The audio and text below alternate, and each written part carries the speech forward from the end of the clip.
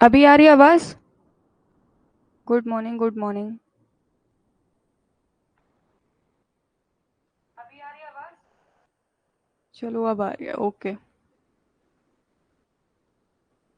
Monday. अरे नहीं भाई, मेरा कोई फास्ट नहीं है। चलो अब ठीक है ना। क्लियर है सब कुछ। ओके। तो ये देखो, कल हमने ये कर लिया था आपका। This one is also completed। Sorry for this inconvenience. कल भी आपका कुछ ऐसे ही हो गया था। बट आज हम लोग बिना रुकावट के अपनी क्लास करेंगे। बस गिव मी अ मोमेंट।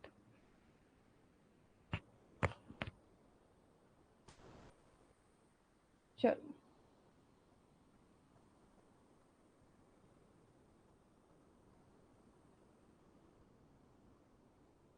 हाँ ठीक है। Good morning good morning good morning everyone. So चलिए, I am Akanksha Mathur, your UGC NET home science paper 2 faculty. Welcome you all in my class. ठीक है, सबका मैंने वेलकम कर दिया, सबकी गुड मॉर्निंग ले लिया। हाँ, कल क्लास बीच में ही ऑफ हो गया था because of technical issue actually. जो आपका जिससे मैं क्लास लेती हूँ वही पूरा शट डाउन हो गया था, तो उसके चलते आपकी क्लास बीच में ही रुक गई थी। दैट आई मैंने मैसेज कर दिया था इसीलिए। ठीक है। मुझे लग रहा है ना किसी बच्चे ने कहा होगा मन में कि मैम क्यों ले रही हो आप, एक्स्ट्रा क्लास मत लीजिए। तो वो क्या किया कि भगवान ने उसकी सुन ली। Jokes apart. तो चलिए, आज हम अपना करने वाले हैं जहां कल हमारा रह गया था ना, वहीं से आज हम अपना कंटिन्यू करने वाले हैं। ठीक है।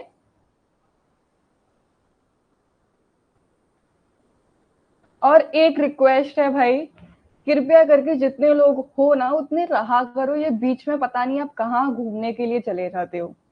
यहाँ तो कोई पार्क भी नहीं है जो तुम पार्क में घूमने चले जाते हो। चाहते हो तो बता दिया करो कि मैम ऐसे ऐसे कुछ काम है। बट फिर मुझे थोड़ा अजीब सा लगता है। क्या आप लोगों को अच्छा लगेगा कि बीच में मैं चले जाऊं छोड़ के और आपकी क्लास ऐसी चलते रहे? बताओ। तो चलिए, आज हम पढ़ लेते हैं चाइल्डहुड। चाइल्डहुड को आपका क्या कहा जाता है? बाल्यावस्था कहा जाता है ना।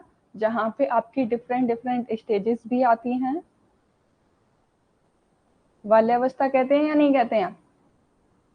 सपने की दुनिया में। ठीक है। ठीक है। तो जहाँ पे इन्होंने देखो जो टाइम पीरियड रखा है वो 0 to 12 ईयर तक का रखा है, लेकिन इसी में आपकी सारी की सारी स्टेजेस और आ जाएंगी। वो कौन कौन सी हैं? कल ही बताया था मैंने, बताइए कौन कौन सी स्टेजेस हैं वो। ये बताओ, कहीं ऐसा शोर वोर तो नहीं आ रहा है ना मेरी साइड से? आवाज क्लियर है मेरी? क्योंकि अगर शोर वोर हो तो बता देना।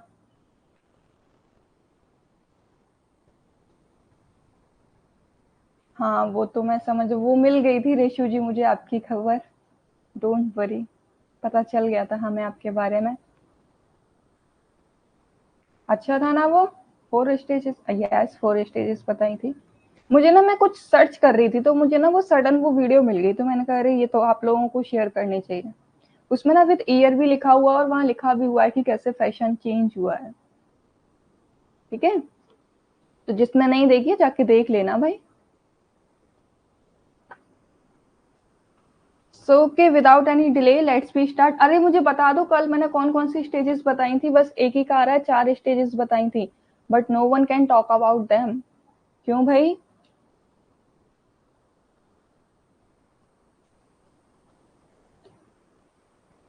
फैशन, अरे कल्चर छोड़ दो भाई, फैशन साइकिल छोड़ दो, यहाँ जाओ आप। बहुत पढ़ लिया तुमने वेस्टर्न कल्चर।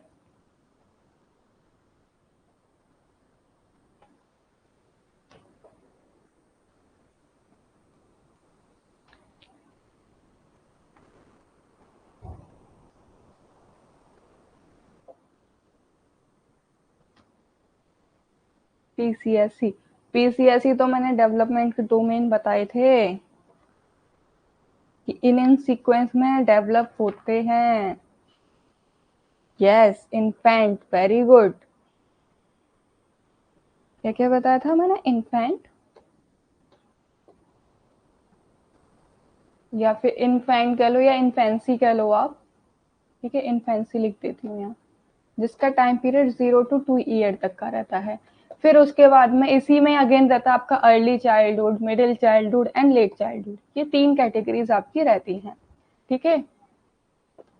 अर्ली चाइल्डहुड, ठीक है, जो आपका बेसिकली रहता है 2 से 6 साल तक।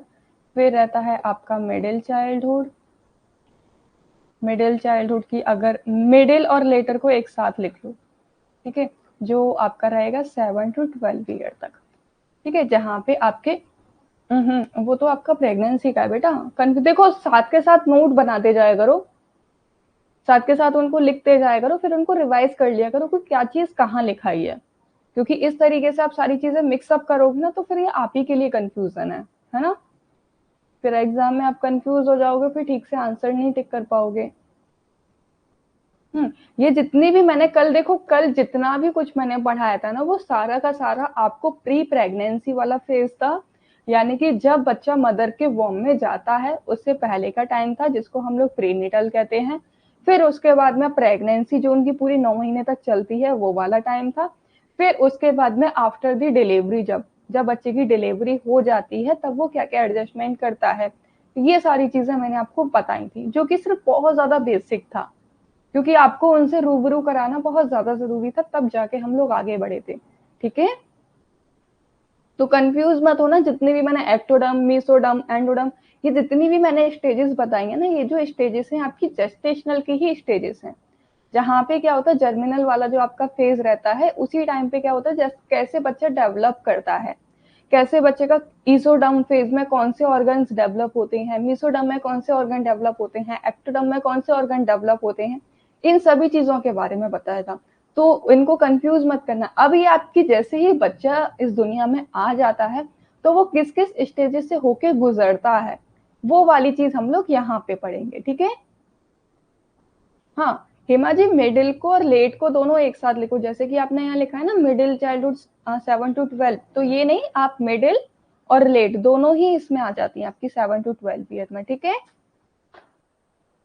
अलग अलग नहीं है ये। जबकि पूरा जो चाइल्डहुड का पीरियड है ना, बेसिकली हम उसको लगाएंगे 2 to 12 ईयर लगाएंगे, क्योंकि 2 साल तक तो आपका इन्फेंट ही रहता है, ठीक है। स्टिल अगर कोई भी कंफ्यूजन हुआ करे ना तो आप पूछ लिया करो, ऐसी कोई दिक्कत नहीं है।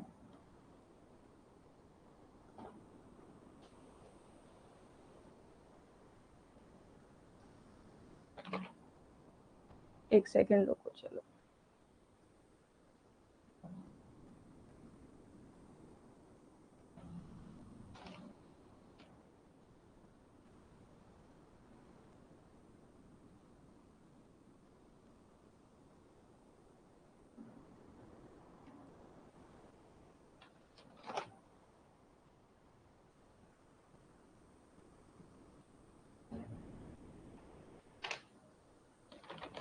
एक मिनट में तुम्हें पूरा और अलग से लिखा देती हूँ, बस 1 मिनट रुको।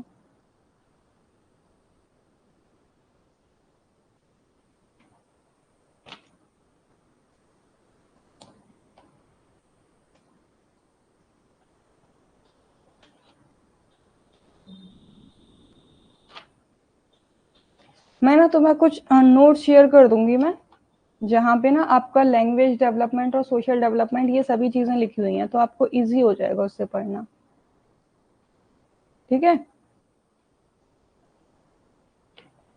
चलो,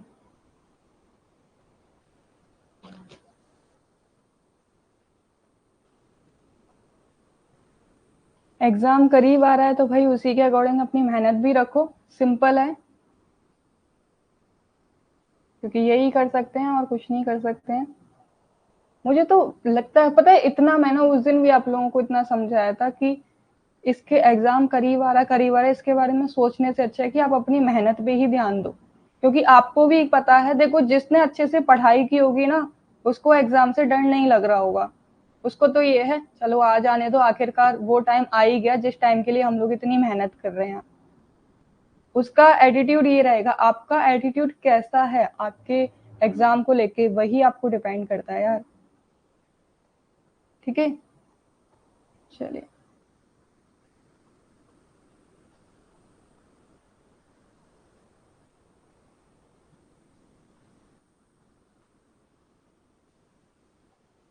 हम्म, आज फिर क्लास हो गई लेट।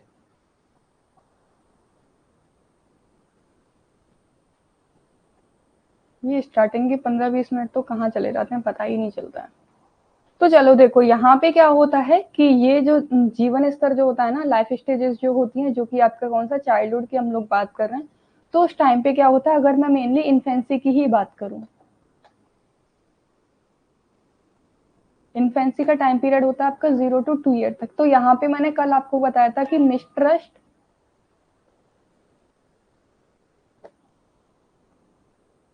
ट्रस्ट वर्सेस मिसट्रस्ट की जो फीलिंग है वो डेवलप हो जाती है। और ये जो थ्योरी है ना, ये दी गई है एरिक इरेक्शन के द्वारा। इसको मैं डिटेलिंग में भी आपको पढ़ाऊंगी।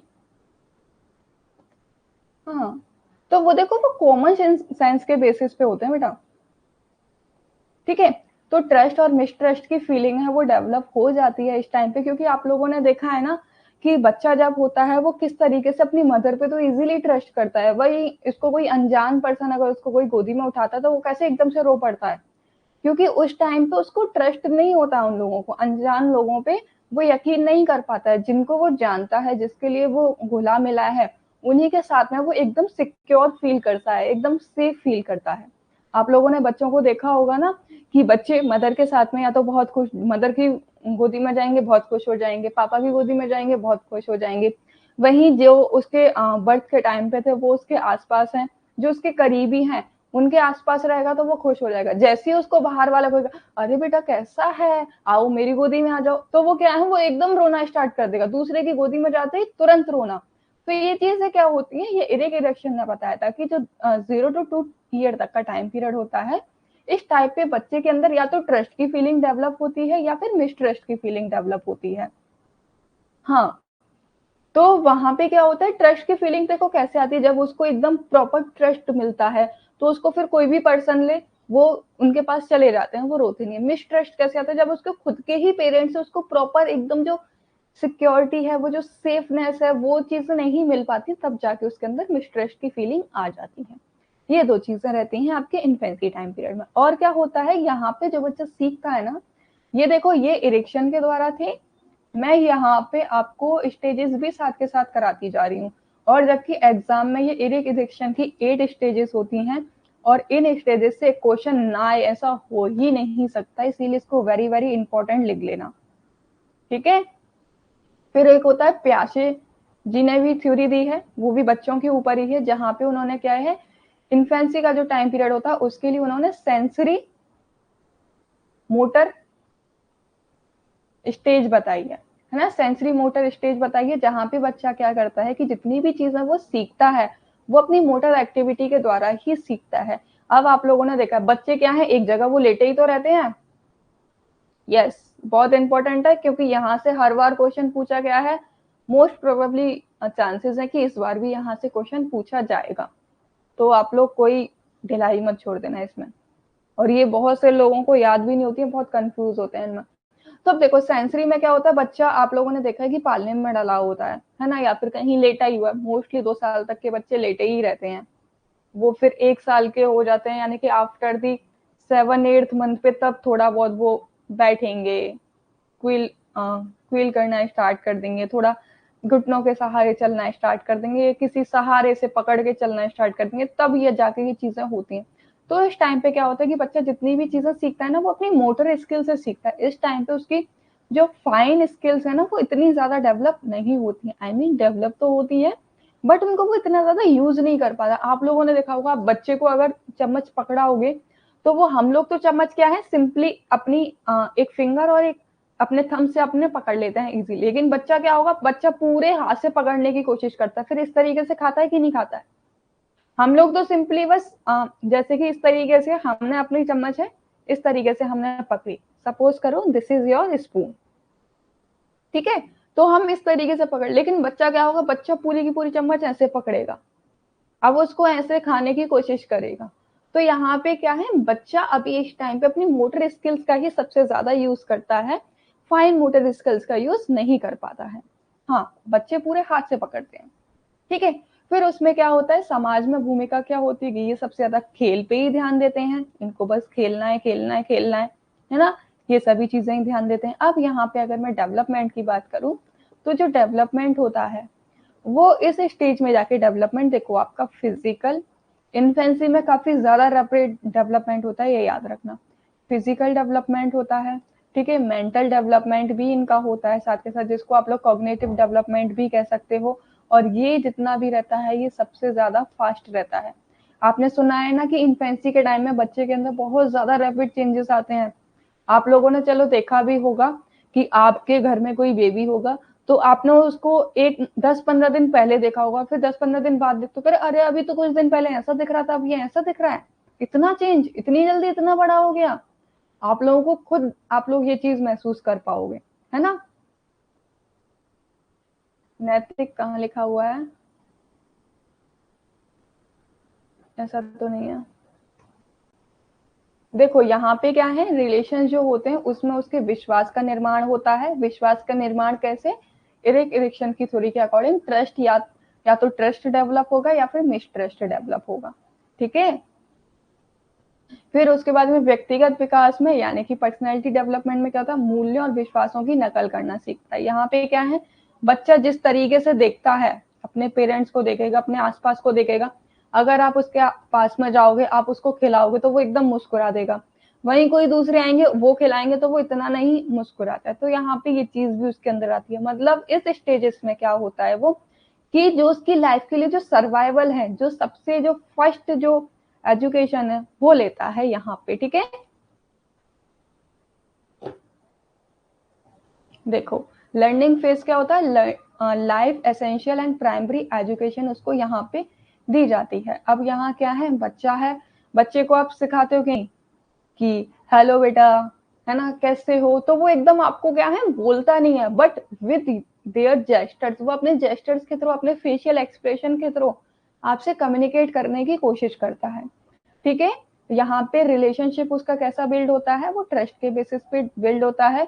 अगर इस स्टेजेस में उसको ट्रस्ट की फीलिंग है वो अच्छे से मिल जाती है, तो ये मोस्ट प्रोबेबली चांसेस रहते हैं कि आगे टाइम में भी वो इजीली लोगों पे ट्रस्ट कर पाएगा। बट अगर स्टार्टिंग में जो उसकी फाउंडेशन है, जो एकदम उसका जो नींव है, वही अगर झूठ की बुनियाद पे है, झूठ की बुनियाद पे, अब यहाँ कैसे होगा, अब जैसे कि फॉर एग्जाम्पल आप बच्चों से कह रहे हो, बच्चों को पता है, ये मत सोचा करो कि उनको कुछ भी सुनाई नहीं देता है, भाई सब सुनाई देता है उनको, सब समझते हैं वो, बस ये चीज रहती है कि वो बोल नहीं पाते हैं, अदरवाइज सब उनको समझ में आता है, ठीक है। ये चीज रहती है। कॉमन जो पिटफॉल रहता है, यानी कि यहाँ पे अगर नुकसान की बात करूं, तो अगेन ट्रस्ट इशू ही होते हैं, या तो बच्चे का ट्रस्ट डेवलप हो जाएगा या फिर उसको विश्वास इजीली नहीं होगा। अरे सच में बहुत तेज होते हैं बच्चे, आप लोग क्या जानो। मेरा भी भतीजा है, वो भी मुझे इतना परेशान नहीं, मुझे बहुत मजा आता है उसके साथ में, बट सीरियसली पता है, वो आपको ऐसा बेवकूफ बना देगा कि आप भी सोच में पड़ जाओगे, अरे देखो अभी तो 1 साल का भी नहीं हुआ और अभी से ये हरकतें हैं उसकी। इतने तेज होते हैं, सब समझते हैं वो। अगर आप उनसे कुछ कहोगे ना, कि अगर उनके हाथ में कुछ खाने को होगा, आप उनसे कहोगे कि हमें भी दे दो, वो दे देते हैं। तो सोचो उनको चीजें समझ में आ रही है ना कि आप उनसे कुछ मांग रहे हो। बट यहाँ पे चीजें क्या रहती हैं, आप अपने वोकल कम्युनिकेशन के साथ में, वर्बल कम्युनिकेशन के साथ में नॉन वर्बल कम्युनिकेशन भी यूज करते हो। फॉर एग्जाम्पल जैसे कि मैंने उससे कहा कि आप मुझे भी दे दो खाने के लिए, तो यहाँ पे क्या मैं बोल भी रही हूँ उसके साथ में और सामने हाथ भी फैला रही हूँ। तो इससे वो समझ जाता है कि अच्छा, कि अगर उसको एक बार को वर्ड समझ में ना आए तो लेकिन उसको जेस्टर है वो समझ में आ जाता है ना। नहीं नहीं, खराब नहीं होते हैं, बहुत प्यारे होते हैं। उनके साथ टाइम कब चला जाता है बस पता नहीं चलता। हाँ बस ये है कि आपको थका बहुत देते हैं वो, इतना दौड़ाएंगे इतना दौड़ाएंगे। क्यों ऐसा क्यों होता है, क्योंकि मैंने कहा ना यहाँ पे फिजिकल जो डेवलपमेंट है वो बहुत ज्यादा रैपिड होता है। उनमें बहुत ज्यादा एनर्जी रहती है। एनर्जी क्यों रहती है, उनके पास कोई और काम तो है नहीं है, वो बस उनको खाना सोना इस स्टेजेस में ये होता है, तो उसी वजह से इनका जो डेवलपमेंट है वो बहुत रैपिड होता है, ठीक है। तो अब देखो यहाँ पे डाल दिया है, ग्रॉस मोटर स्किल कौन सी डेवलप होती है, फाइन मोटर स्किल कौन सी डेवलप होती है। 3 साल की एज पे बच्चा हुपिंग करना सीख जाता है, जंपिंग करना सीख जाता है, दौड़ना सीख जाता है। फाइन मोटर स्किल में क्या, अगर आप उनके सामने डिफरेंट टाइप्स के ब्लॉक्स रख दोगे ना, तो वो उनको एकदम ब्लॉक्स की सहायता से बिल्डिंग बनाना सीख जाएगा, ठीक है। अपने थंब से और 4 फिंगर से चीजें उठाना सीख जाएगा। है ना। और 4 साल पे क्या होता है कि वो डाउन स्टेयर यानी कि सीढ़ियों की, पहले तो बस चढ़ना ही जानते थे, बट अब क्या है वो उतरना भी सीख जाते हैं। ठीक है। और यहाँ पे फाइन मोटर स्किल में वो पजल सॉल्व करना सीख जाते हैं, और 5 साल पे आते आते वो तो भैया इतना फास्ट भागते हैं कि आप भी उनके पीछे थक जाओगे। ठीक है। और hand arm body all coordination eye movement coordination ये सब करने लग जाते हैं, यानी कि अपना वो गेम भी खेलने लग जाते हैं। अगर आप उनको कहोगे कि चलो वॉलीबॉल खेल, हाँ वॉलीबॉल कह रही हूँ, चलो फुटबॉल खेल रहे हैं, तो वो फुटबॉल भी खेलने लग जाएंगे, है ना। उनसे आप कहोगे डांस करके दिखाओ, तो वो डांस करके भी दिखाने लग जाएंगे, है ना। तो ये सब चीजें 5 साल तक तो बहुत तेज हो जाते हैं बच्चे, है ना। फिर आती है आपकी एडोलेसेंस स्टेज। एडोलेसेंस स्टेज में क्या होता है, ये आपकी 13 से 20 ईयर तक रहती है, यानी कि ये आपकी होती है टीन एज, है ना। टीन एज होती है कि नहीं होती है, जहाँ पे जिस जैसे कि सपोज करो 13, 14, 15, 16, जहाँ पे पीछे टीन आ रहा है, यानी कि वो स्टेज है आपकी एडोलेसेंस है। अगेन ये स्टेज जो होती है वो काफी ज्यादा भाई तनाव और तूफान की अवस्था होती है। इसको तनाव एवं तूफान की अवस्था भी कहा जाता है, ये ध्यान रखना भाई, है ना। तनाव और तूफान की अवस्था क्यों कहा जाता है बताओ, इस चीज में कॉमन चीज क्या होती है, कौन बताएगा मुझे, बताओ।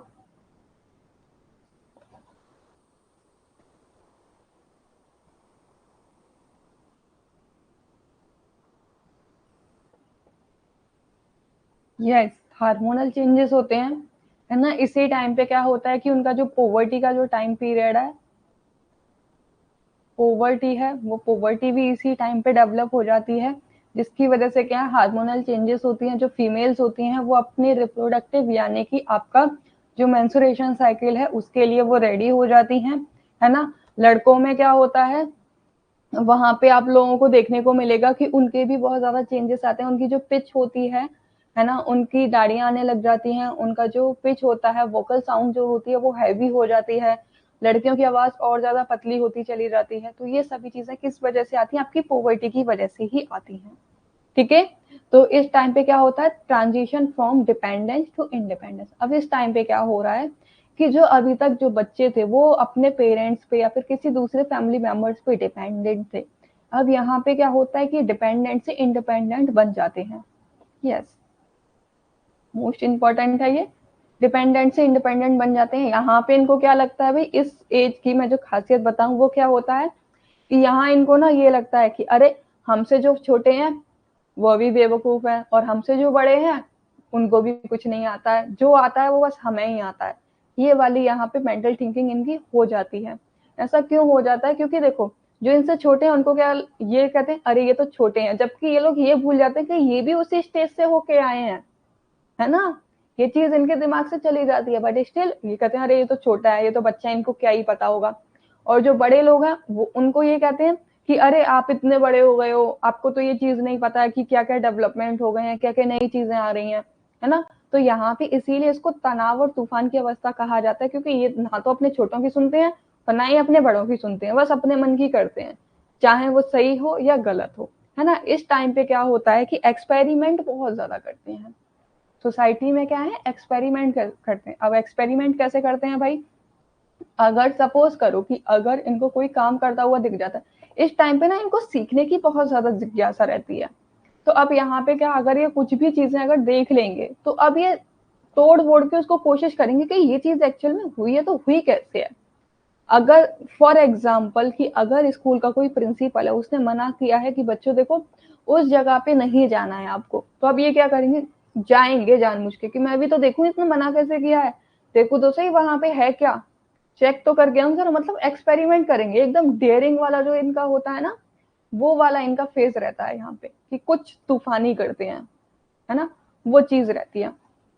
पर्सनल ग्रोथ कर देखें तो ये सेल्फ डिस्कवरी करते हैं। सेल्फ डिस्कवरी कैसे है कि खुद की सेल्फ ग्रूमिंग पे ये ध्यान देते हैं। आप लोगों ने देखा है ना, लड़कियां भी ज्यादातर क्या करेंगी कि वो खुद पे देखेंगी कि अरे मैं अच्छी लग रही हूँ या नहीं लग रही हूँ, उसी से मैं खुद को देखेंगी। लड़के भी अपने हेयर पे ज्यादा 10 घंटे तक लगा लेंगे कि मेरे बाल ठीक से सेट हुए या नहीं हुए, मेरे आज कपड़े अच्छे लग रहे हैं या नहीं लग रहे हैं। ये सभी चीजें आपकी एडोलेसेंस एज में ही आती हैं। यहाँ पे जो लर्निंग फेज रहता है ना, वो या तो सेकेंडरी स्कूल में होते हैं। सेकेंडरी स्कूल आपका कौन सा हो जाता है, जहाँ पे आपकी हाई स्कूल एंड 12th ही आ जाती है ना, या फिर अर्ली हायर एजुकेशन में होते हैं। ये दो चीजें इनकी कैटेगरी में रहती हैं, या तो ये 9th 10th वगैरह में होंगे सेकेंडरी एजुकेशन, है ना। प्राइमरी एजुकेशन कौन सी होती है, कौन बताएगा मुझे। चलो आज ये क्वेश्चन काफी अच्छा खासा निकल के आ गया यहाँ से। ये आपका जो फर्स्ट पेपर है ना टीचिंग वाला, उसमें भी काम आएगा और यहाँ पे भी है। कौन बताएगा मुझे, प्राइमरी एजुकेशन कौन सी होती है, सेकेंडरी एजुकेशन और हायर एजुकेशन, बताओ। चलो आज ये भी तुम्हारा कॉन्सेप्ट क्लियर हो जाएगा। एक जैसे मैंने लिखा है वैसे मुझे बताओ, प्राइमरी कौन सी है, सेकेंडरी में कौन सा लिखूं और हायर में कौन सा लिखूं। प्राइमरी 1 to 5th रहती है, श्योर, पक्का, सोच लो एक और बार, फिर वरना कहो मुझे, बताओ।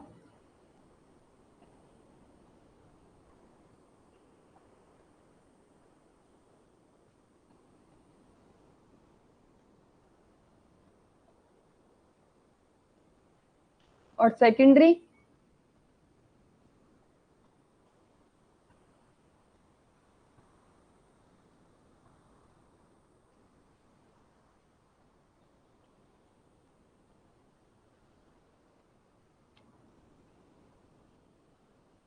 क्योंकि ये आपका उसका टीचिंग एप्टीट्यूड का क्वेश्चन है।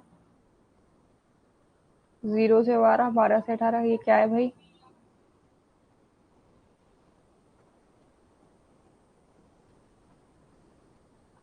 सॉरी क्यों बोल रही हो भाई हेमा जी, ये तो आपने एज बता दी।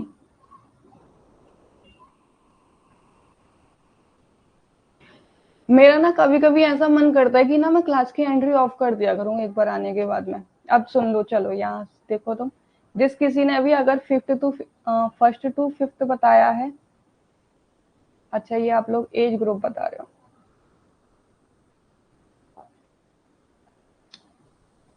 चलो फर्स्ट टू फिफ्थ आपकी प्राइमरी एजुकेशन रहती है, और आपकी 8th क्लास तक आपका सेकेंडरी एजुकेशन रहती है, और जो आपकी हायर एजुकेशन आ जाता है वहां पे 10th 12th ये एजुकेशन आ जाती है। ठीक है, ठीक है, यानी कि 9 10 12 आपकी हायर एजुकेशन में आ जाती है, 8th क्लास तक आपकी सेकेंडरी एजुकेशन रहती है, और 5th क्लास तक आपकी प्राइमरी एजुकेशन रहती है। ठीक है, एज ग्रुप यार अब लगा लो ना।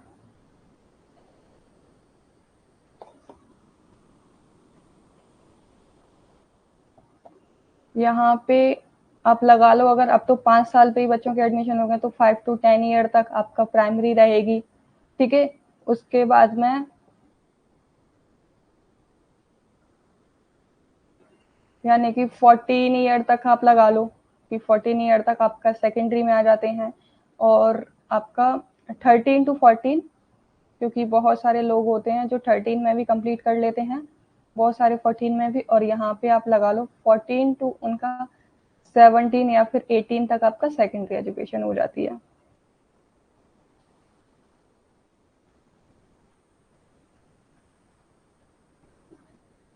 कंफ्यूज मत हुआ करो भाई, अपनी गट फीलिंग पे थोड़ा ध्यान दिया करो, अपने आप पे भरोसा रखो, अपने आप पे ही भरोसा नहीं रखोगे तो कैसे काम चलेगा। ये तो सबसे पहली चीज जो मैंने आप लोगों को सिखाई है, ये यही सिखाया है। देखो सिंपल है यार, आप लोगों को चलो, ये तो क्वेश्चन था ना, ये तो सिर्फ नॉर्मली कॉन्सेप्ट का था कि आप लोगों ने देखा है ना कि जो सरकारी स्कूल होते हैं,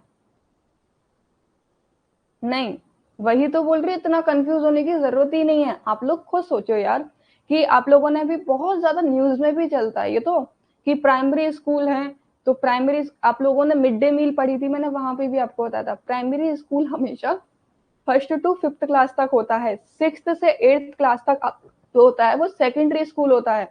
आप लोगों ने देखा है ना कि शायद कहते हुए सुना होगा कि मैं तो प्राइमरी स्कूल की टीचर हूँ, मैं तो जूनियर स्कूल की टीचर हूँ। तो प्राइमरी मतलब आपका 5th क्लास तक, जूनियर स्कूल यानी कि आपका सेकेंडरी एजुकेशन, और हायर एजुकेशन कौन सी आ जाती है, जहाँ पे आपका बोर्ड एग्जाम स्टार्ट हो जाते हैं। अब तो ये एनईपी में भी आ गया है भाई, आपके उसके लिए भी बहुत ज्यादा जरूरी है। अपनी अगर इस तरीके से कंफ्यूज में हो तो भाई थोड़ा अच्छे से मेहनत करो। वो तो अच्छा हुआ कि मैंने वो यहाँ पे कॉन्सेप्ट आया तो मैंने आपसे पूछ लिया। इस तरीके से प्रिपरेशन मत रखो अपनी, वरना आप खुद तो डिसअपॉइंट होगे और मुझे भी डिसअपॉइंट करोगे। दैट्स नॉट गुड बेटा, है ना। अच्छा चलो, एक छोटा सा मुझे बताओ कि सबके जहां भी आप रह रहे हो वहां पे सरकारी स्कूल तो होगा ना, गवर्नमेंट स्कूल होगा ना, बताओ है या नहीं है। तुम लोग मुझे टॉपिक से भटका देते हो सच में, मुझे पढ़ाना कुछ और होता है, कुछ बात कुछ छिड़ जाती है। जल्दी बताओ। देखो, मैं चलो इस बारे में तुम्हें लास्ट में बताऊंगी, बस मुझे याद दिला देना हेमा जी को मुझे बताना क्या है, ठीक है। अब वहां पे आप लोग कभी देखना कि वहां ना हमेशा लिखा रहता है, अब तो कंपोजिट हो गए हैं तो अब वहां क्या लिखा रहता है, 1st to 8th लिखा रहता है। लेकिन आप कभी भी वहां विजिट करोगे ना तो 1st to जो 5th क्लास तक की जो क्लासेस होती है ना वो अलग लगती हैं, इनके टीचर अलग होते हैं, और जो 6th to 8th क्लास की जो क्लासेस लगती है ना ये टीचर अलग होते हैं। इसके बाद में ये जो बच्चे होते हैं ना हायर एजुकेशन के लिए, कहाँ पे, आगे की शिक्षा के लिए ये प्राइवेट स्कूल में या फिर अदर किसी गवर्नमेंट स्कूल में एडमिशन ले लेते हैं, जहाँ पे इनका बोर्ड एग्जाम है वो स्टार्ट हो जाता है। मेरे ख्याल से अब आप लोग कभी नहीं भूलोगे, ठीक है। और मुझे लास्ट में आपको कुछ बताना है, मुझे याद दिला देना। अब देखो यहाँ पे क्या होता है कि इस टाइम पे आते आते क्या करते हैं ना, एडोलेसेंस में क्या होता है कि अपने रिश्तों में ना वैलिडेशन मांगते हैं। वैलिडेशन कैसे मांगते हैं कि एक्सेप्टेंस के लिए वैलिडेशन। अब वो चीज क्या होती है, फॉर एग्जाम्पल कि आपने कह दिया कि आप अपने किसी पार्टनर के लिए गिफ्ट लेके गए हो, तो वहां पे वो जब तक वो ये कह नहीं देगा कि अरे गिफ्ट बहुत अच्छा है, मुझे बहुत पसंद आया, तब तक चाहे आपको उसके फेशियल एक्सप्रेशन से, आपके उसके जेस्टर से आपको पता चल रहा हो कि हाँ भाई इसको गिफ्ट पसंद आया है, लेकिन जब तक वो अपने मुंह से आपसे कह नहीं देंगे तब तक आपको संतुष्टि नहीं मिलती है ना। वो वाली कैरेक्टरिस्टिक्स इसमें रहती है।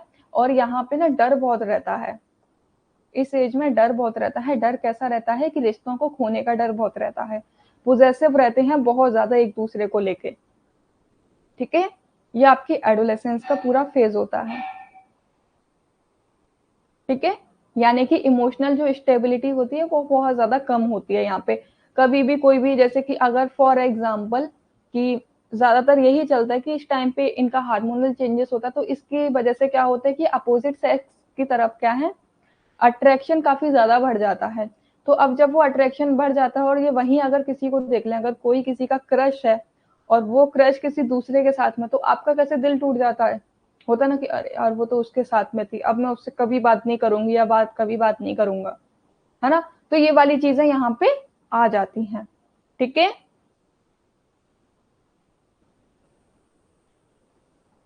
हाँ, यही चीज होती है। और जो मैं आपको बता रही थी ना कि स्ट्रेस एंड तनाव एंड तूफान की अवस्था रहती है, ये आपके स्टेने हॉल ने दी है।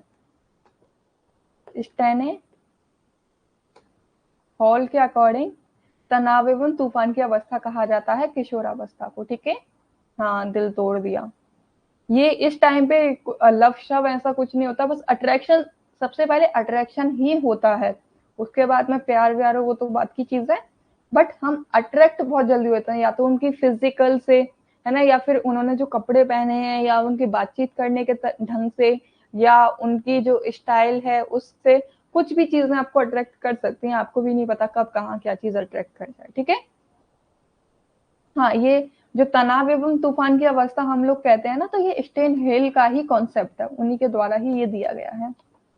फिर आती है आपकी अर्ली अडल्टहुड। अर्ली अडल्टहुड में क्या होता है, ये टाइम पीरियड आपका 21 से 35 तक रहता है, एडल्टहुड का टाइम है ये पूरा बेसिकली, ठीक है। तो इस एज में क्या होता है, आपका जो ज्यादातर जो होती है ना, इस टाइम पे इंडिपेंडेंस रहते हैं, ठीक है, एडल्टहुड है, ऑब्वियसली बात है। सोसाइटी में रोल क्या रहता है, बिल्डिंग, यानी कि बिल्डिंग क्या होता है कि इस एज तक क्या है, या तो आप अपना कॉलेज में होते हो, या फिर आप किसी जॉब में होते हो, या आपकी फैमिली स्टेबलाइज हो जाती है, ठीक है। इसीलिए यहाँ पे बिल्डिंग कहा गया है कि निर्माण करते हो आप चीजों का। फिर आता है आपका पर्सनल ग्रोथ। यहाँ पे क्या है कि अब ये जो एडल्टहुड वाला फेज है ना, ये आप लोग हो इस फेज में। जो अर्ली एडल्टहुड का फेज है वो आप लोगों की अवस्था है, ठीक है। तो इस एज में क्या होता है कि इस एज में आप लोग क्या करते हो कि सब इधर उधर की बातों पे, जो अभी तक आप दूसरों पे ध्यान दे रहे थे, दूसरों को अट्रैक्ट करने के लिए चीजें कर रहे थे, अब आप क्या करते हो कि खुद की पर्सनल ग्रोथ पे ही आप सबसे ज्यादा ध्यान देते हो। अब ये लोग, आप अपना ये एग्जाम की प्रिपरेशन कर रहे हो, ये खुद के लिए ही तो कर रहे हो ना, कि आपको आगे बढ़ना है, आपको कुछ करके दिखाना है ना। तो इसीलिए यहाँ पे अर्ली एडल्टहुड पे आते आते क्या होता है कि जो उनका बचपना वगैरह था उसमें मैच्योरिटी आ जाती है, वो और ज्यादा इंडिपेंडेंट हो जाते हैं, ठीक है। जो वो चीजें उनके पास अभी जो टेम्परेरी थी, अब वो टेम्परेरी की वजह परमानेंट चीजों की तरफ भागते हैं, वो टेम्परेरी थिंग्स की तरफ नहीं ज्यादा देखते हैं, ठीक है। खुद पे सबसे ज्यादा ध्यान देते हैं। और यहाँ पे जो लर्निंग फेज जो होता है, वो लर्निंग फेज कौन सा होता है कि स्पेसिफिक स्किल डेवलप करते हैं। स्पेसिफिक स्किल डेवलपमेंट करने से क्या मतलब है कि आप लोगों ने देखा हो कि अभी तक तो आप सब चीजें पढ़ते आ रहे थे, 12th क्लास तक आप सब कुछ पढ़ रहे थे, हाँ, है ना। लेकिन जैसे ही आप कॉलेज में जाते हो तो पर्टिकुलर एक सब्जेक्ट चूज कर लेते हो कि आपको मैकेनिकल में जाना है ना, या फिर आपको बीटेक करना है, या फिर आपको मेडिकल लाइन में जाना है, इंजीनियरिंग लाइन में जाना है, एयरलाइंस में जाना है ना, या पायलट बनना है, कहाँ जाना है। तो आप ये चीज डिसाइड करते हो, यानी कि आप एक किसी स्पेसिफिक स्किल पे ध्यान देते हो जो कि आपकी ग्रोथ में हेल्प कर सके। अब जैसे कि आप लोग सारे होम साइंस के स्टूडेंट्स हो, ठीक है, तो आपने होम साइंस अपना फील्ड चूज किया। अब कुछ लोगों ने इंजीनियरिंग वाला फेज चूज किया, कुछ लोगों ने डॉक्टर वाला फेज चूज किया है ना। तो ये क्या है, अलग अलग ये आपकी स्किल्स रहती हैं, जहाँ पे आप यहाँ अपनी टैलेंट के बेसिस पे आपको जिस चीज में इंटरेस्ट रहता है उस चीज पे आप ज्यादातर फोकस करने लग जाते हो। यहाँ पे रिलेशनशिप क्या है, डेवलप करते हो रिलेशनशिप को, ठीक है, जहाँ पे आप परमानेंट करते हो, ये टेम्परेरी नहीं बट परमानेंट चीजों की तरफ देखते हो। और यहाँ पे अगर हम लोग पिटफॉल देखें, यानी कि पिटफॉल का मतलब क्या है, अगर यहाँ पे जो नुकसान होता है तो यहाँ पे क्या कर लेते हो, आप खुद को आइसोलेट कर लेते हो, है ना। आप यहाँ क्या करोगे कि कुछ नहीं, मुझे किसी से कोई बात नहीं, जैसे कि अभी आप लोगों का फेज है कि अभी आप लोग किसी से कुछ बात नहीं कर रहे होगे, अभी आप लोगों का क्या है कि मुझे बस भाई अपनी पढ़ाई पे ध्यान देना है, मुझे चाहे उसके लिए किसी से बात करनी हो या ना करनी हो मुझे कोई फर्क नहीं पड़ता, मैं बस अपनी पढ़ाई पे ध्यान दूंगा। एक बस जगह बंद हो जाते हो, लोग भी आपसे कहने लग जाते हैं, जो आपके आसपास के जो फ्रेंड्स होते हैं वो भी कहते हैं, अरे आजकल कहाँ गायब रह रहे हो, ईद का चांद हो रहे हो, हमें दिखाई नहीं देते हो, कोई फोन नहीं, कोई कॉल नहीं, है ना। तो वो चीजें आपकी यहाँ पे आ जाती है कि आप आइसोलेशन वाले फेज में पहुंच जाते हो, ठीक है। चलो, फिर उसके बाद में हम लोग भर जाते हैं, यानी कि आइसोलेशन इरिटेशन के अकॉर्डिंग बताऊं तो यहाँ पे एक तो होता है इंटीमेसी वर्सेस आइसोलेशन,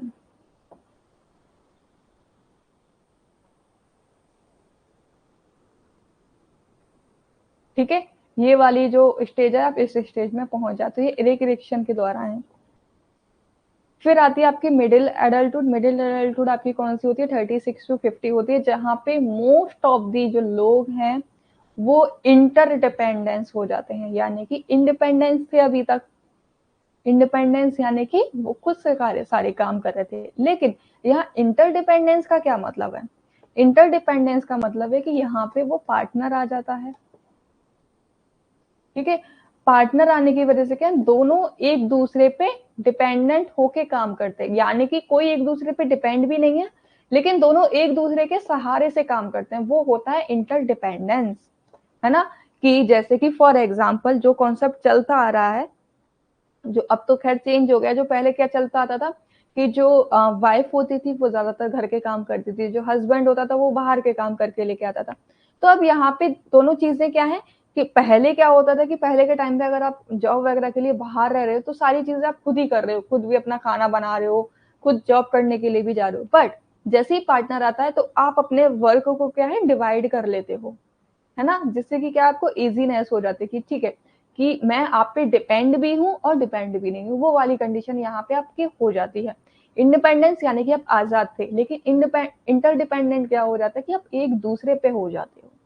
ठीक है, अब यहाँ पे सोसाइटी में रोल क्या रहता है, आप सोसाइटी को चलाते हो, सोसाइटी को लीड आगे बढ़ाते हो। आगे किस तरीके से बढ़ाते हो, आपकी यहाँ पे फैमिली आ जाती है। फैमिली यानी कि अभी तक जो सिर्फ आप हस्बैंड और वाइफ थे, हस्बैंड और वाइफ के अलावा अब आपके बच्चे भी आ जाते हैं। आप अपने बच्चों को स्कूल्स में पढ़ने के लिए भेजते हो, है ना, फिर उनकी जॉब के लिए उनको आगे भेजते हो, फिर उनकी शादी वगैरह के लिए। तो इस तरीके से ही तो आपकी जो सोसाइटी है वो आगे बढ़ती है कि नहीं बढ़ती है।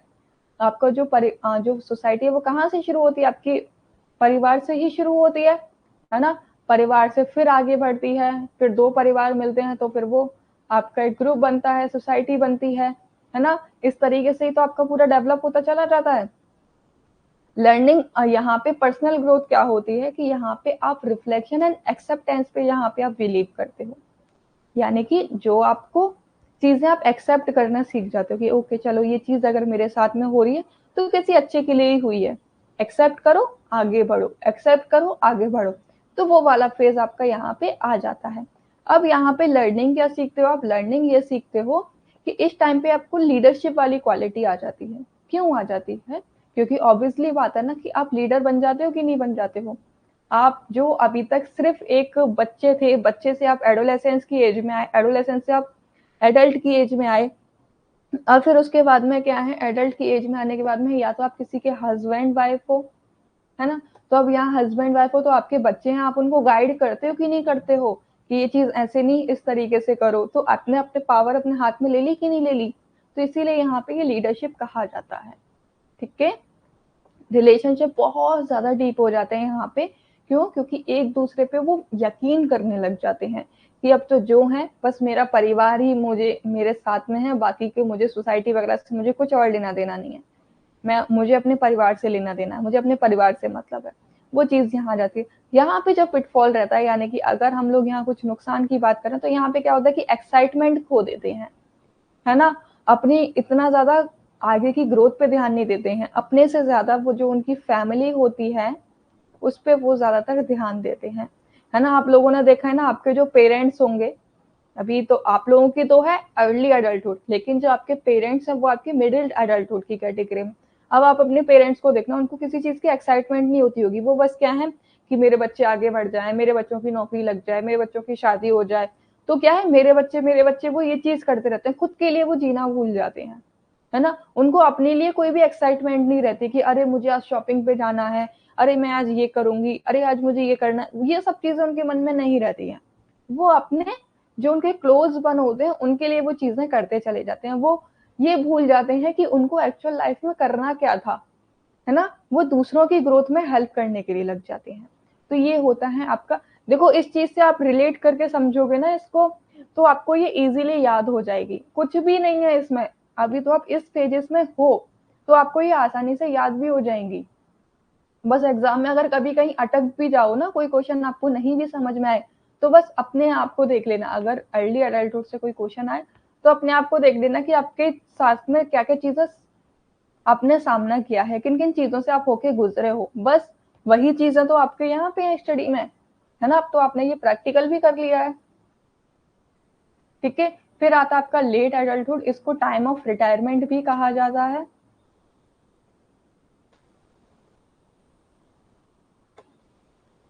जहाँ पे आपकी जो भी जॉब होती है उससे आप रिटायरमेंट लेते हो। ठीक है, यहाँ पे इंटरडिपेंडेंसी आ जाती है, आप अगेन किसी और पे डिपेंड हो जाते हो। ये गाइडिंग का काम करते हैं, गाइडेंस का काम करते हैं। आप लोगों ने देखा है ना कि आपके जो ग्रैंड पेरेंट होते हैं, ग्रैंड पेरेंट आपको किस तरीके से राय देते हैं कि बेटा ऐसे काम नहीं करना चाहिए। मेरी राय तो यही है कि आप अपनी जिंदगी के खूब मजे लो, है ना, जो मन में आए वो करो। तो ये सोसाइटी को गाइड करने का काम करते हैं। अगर कुछ उनको नहीं समझ में आता है तो उसमें उनकी हेल्प करते हैं। ठीक है, पर्सनल ग्रोथ क्या होती है, क्रिएटिंग लेगेसी। अब लेगेसी का क्या मतलब होता है, विरासत। विरासत माने हिंदी में भी बता दिया, इंग्लिश में भी बता दिया। विरासत यानी कि जो इन्होंने अपनी इन्फेंसी से लेके अभी तक क्या क्या इन्होंने कमाया, किन किन बातों के आधार पे इनको लोग याद रखते हैं, क्या क्या चीजें ये छोड़ के जा रहे हैं अपने पीछे, है ना। जैसे कि इनका घर हो गया, या फिर कोई इनकी नॉलेज हो गई, या इनकी कोई जॉब हो गई, या फिर कुछ इन्होंने किसी के साथ अच्छा कर दिया, तो ये सभी चीजें इनकी लेगेसी में आती हैं, जिसके बेसिस पे लोग इनको याद रखते हैं। ठीक है। हाँ, फिर उसके लर्निंग फेज क्या होता है, पासिंग ऑन लेसन। ये अपने जिंदगी के जो इन्होंने सीखा है उनको ये पास करने लग जाते हैं, यानी कि उन्हीं के ही इनको अनुभव आ जाता है, आप एक तरीके से ये समझ लो, एक्सपीरियंस। ठीक है। रिलेशनशिप क्या होते हैं कि अगेन ये अपने जो रिलेशनशिप है उनको एंजॉय करने के लिए लग जाते हैं, जिस तरीके से एडोलेसेंस में एंजॉय कर रहे थे ना, सेम अब लेट एडल्टहुड में आते भी ये एंजॉय करने लग जाते हैं। और पिटफॉल क्या होता है, पिटफॉल क्या इसमें यहाँ पे रेस्टनेस और इनएक्शन आ जाता है, यानी कि ये ज्यादा असंतोष होते हैं, ये कहते हैं कि काश मैंने उस टाइम पे ये काम कर लिया होता, है ना। वो वाली चीज यहाँ पे इनका आ जाता है, काश वर्ड आ जाता है। अब लास्ट देखो एल्डरशिप, एल्डरशिप भी अगेन आपका आ जाएगा ये, यहाँ पे ये एकदम रिलैक्स करते हैं, यानी कि रिटायरमेंट वगैरह इनका हो जाता है, तो ये अगेन रिलैक्स करते हैं, या तो ये इंटरडिपेंडेंट रहते हैं या पूरी तरीके से डिपेंड, या तो ये खुद के काम थोड़े बहुत खुद कर लेते हैं, बाकी के दूसरे करते हैं, या फिर इनके सारे के सारे काम कोई और ही करता है। तो ये डिफरेंस रहता है इंटरडिपेंडेंसी और डिपेंडेंसी में। ये रोल सोसाइटी में रोल क्या रहता है कि ये आराम करते हैं, अब कोई रोल नहीं करते हैं, बस घर में बैठे हैं आराम से, है ना। पर्सनल ग्रोथ क्या होती है कि अपनी खुद की शांति के लिए ये काम करते हैं, ये चीजें कुछ भी करेंगे ना कि मुझे तो बस 2 वक्त की रोटियां मिल जाए और शांति बनी रहे, ये इस चीज पे ध्यान देते हैं। लर्निंग फेज क्या होता है, डिटैचमेंट हो जाता है। डिटैचमेंट क्यों हो जाता है, यहाँ पे मोस्ट ऑफ द पर्सन है वो अपने जो स्पाउस होता है, स्पाउस उनसे छूट जाता है, या फिर जो उनके बच्चे हैं वो अपनी फैमिली के लिए कहीं बाहर रहने लग जाते हैं, तो ये क्या है, अलग हो जाते हैं, अलगाव वाला फेज यहाँ पे आ जाता है। रिलेशनशिप क्या है, रिलेशनशिप इनके खत्म हो जाते हैं एक तरीके से, है ना, कि इनके बच्चे इनको नहीं पूछते हैं, कहीं बाहर जाके रहने लग जाते हैं, तो ये सारी चीज आ जाती है। और यहाँ पे अगेन इनको रिग्रेट रहता है कि मैंने इनके लिए इतना सब कुछ किया और इनके पास मेरे लिए समय नहीं है, ये नहीं है, वो नहीं है, वो सब चीजें यहाँ पे आ जाती है। ठीक है। तो ये था आपका पूरा एल्डरली वाला, यानी कि पूरी आपकी लाइफ स्टेजेस थी, आज ज्यादा नहीं था, कल हम लोग करेंगे अपनी थ्योरी। अब देखो यहाँ पे जो मैंने आपको कर्व बताया था ना, फॉर एग्जाम्पल आपका ये बहुत इंपॉर्टेंट बता रही हूँ मैं आपको, ये आपका सपोज करो 0 to 2 है, ये आपका चाइल्डहुड वाला पीरियड है, ये आपका एडोलेसेंस पीरियड है, ये आपका एडल्टहुड है। ठीक है। ये आपका आ गया अर्ली एडल्टहुड, ये मिड एडल्टहुड, और ये आ गया आपका ओल्ड एज, और यहाँ पे आपका है ये जो फेज है ये आपकी डेथ, और ये वाला जो फेज है ये आपकी बर्थ।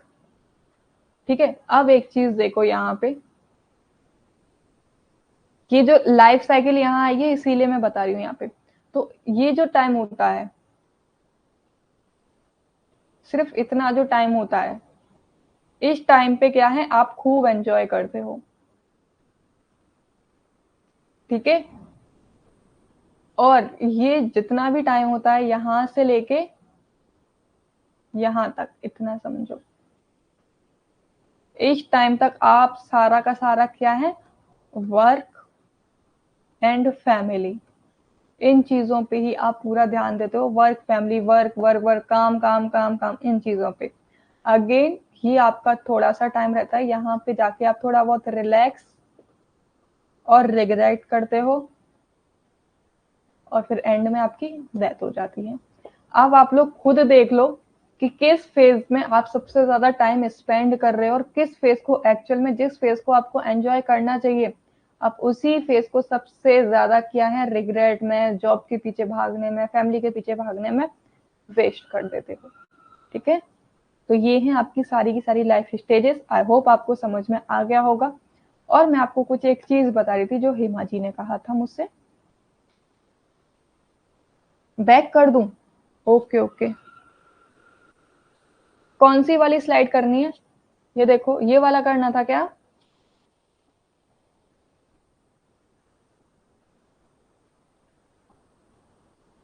ठीक है मनदीप जी, एक मिनट जी, मनदीप जी का हो जाए फिर मैं आपको बताती हूँ।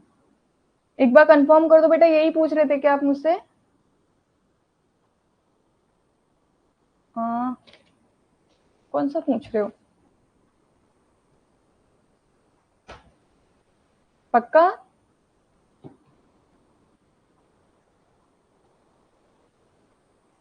बता देना अगर कुछ भी नहीं लिखा हुआ हो तो, ठीक है?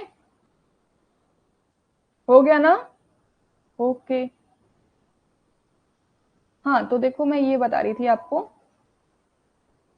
क्या बोला क्या था आपने मुझे, एक सेकंड में देखूं पहले।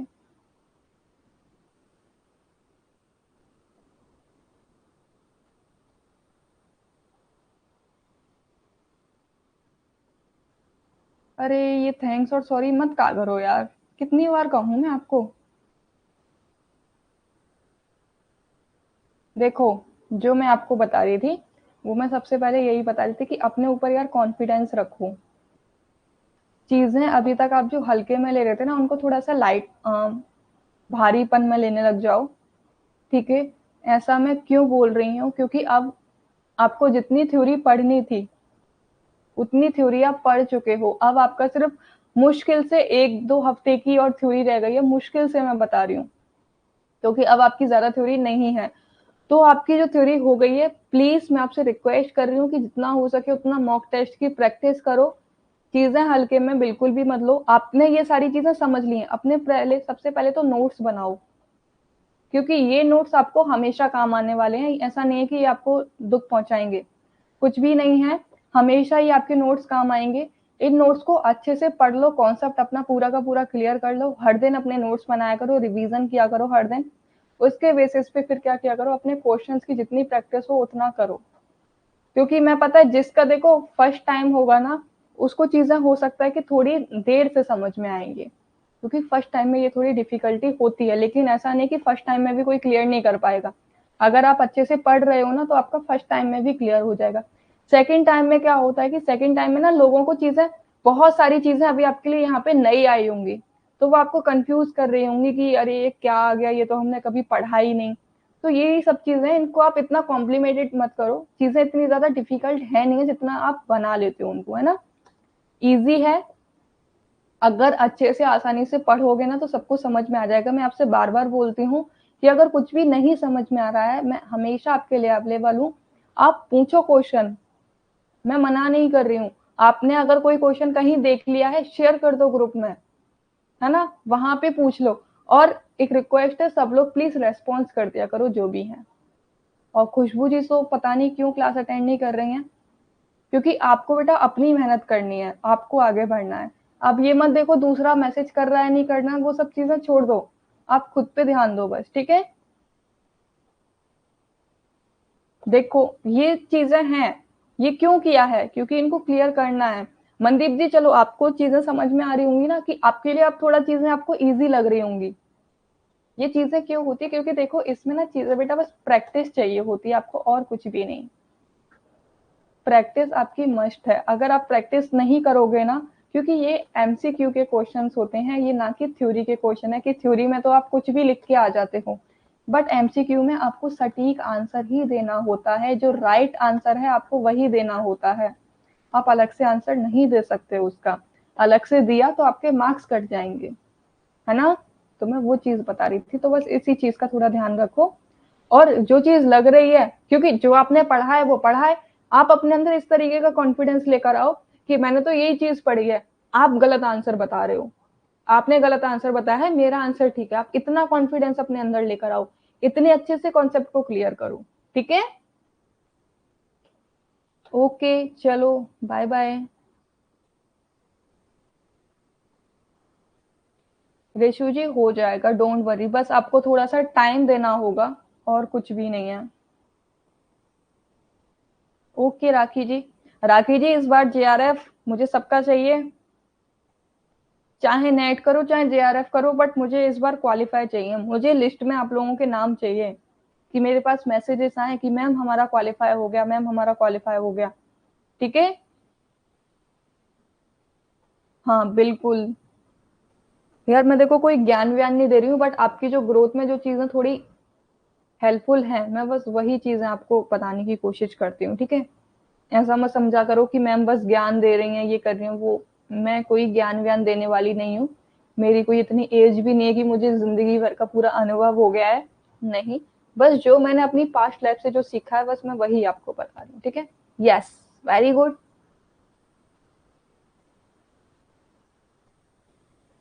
रेशु जी, आई नो आपके लिए थोड़ा डिफिकल्ट हो जाता है क्योंकि फैमिली वगैरह देखना और ये भी देखना, बट बिलीव मी, मैं सच बता रही हूँ, आपका अगर क्वालिफाई आप कर लेते हो ना, तो आप एक इंस्पिरेशन बन जाओगे सबके लिए,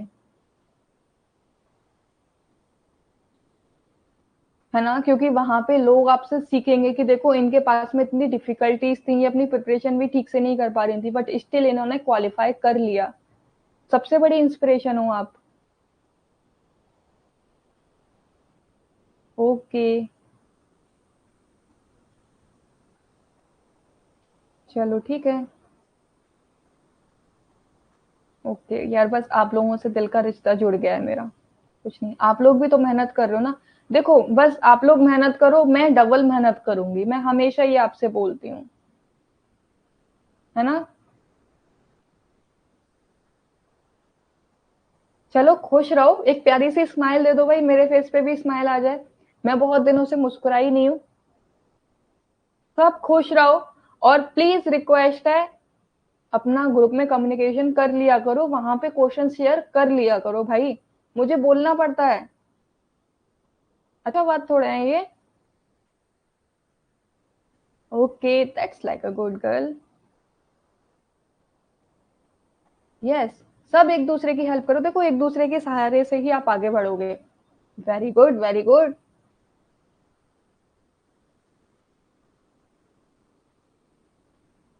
यहाँ पे मैं तो ये बोलती हूँ, क्लास में जितने भी स्टूडेंट्स हैं ना, हर किसी को सीखने को मिलता है एक दूसरे से। अरे वाह, इतना सारा प्यार! अब तो भाई कहीं मेरे गाल लाल ना पड़ जाए, इतना सारा प्यार देख के। Thank you. चलो ऐसे ही खुश रहो, बट ऐसी हंसी मजाक में यार अपनी पढ़ाई भी पूरी करते रहो, ठीक है? अब हमारे पास में मुश्किल से देखो, हमारी यूनिट भी बहुत जल्दी कंप्लीट होने वाली है, ठीक है? Okay, take care everyone.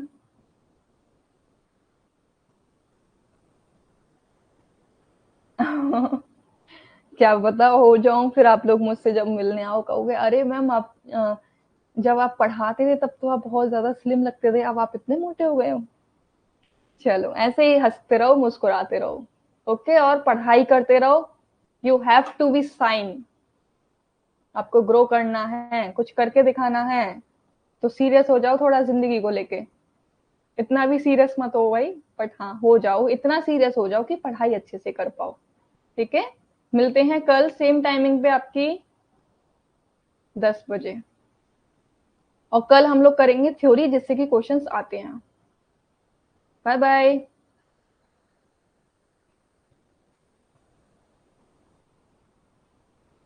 Okay, bye. खा लो, खा लो, जाके खा लो।